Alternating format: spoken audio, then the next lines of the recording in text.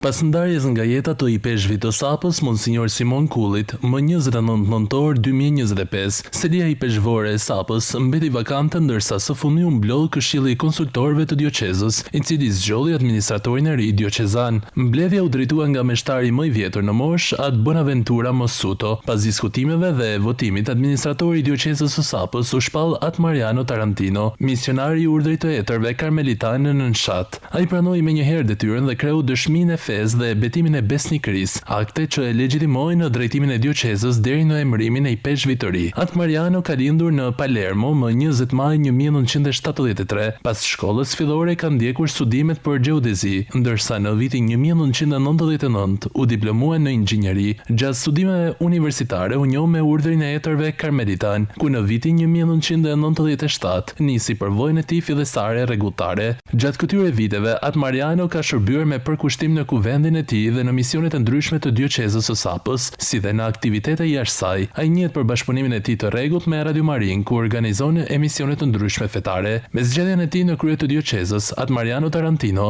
deklaroi se në bashkëpunim me klerin dioqezan do të vijojë gjurmët e imzot Simon Kullit dhe do të çojë përpara misionin e ungjillizimit dhe shërbesën pastorale në të gjithë territorin e Sapës.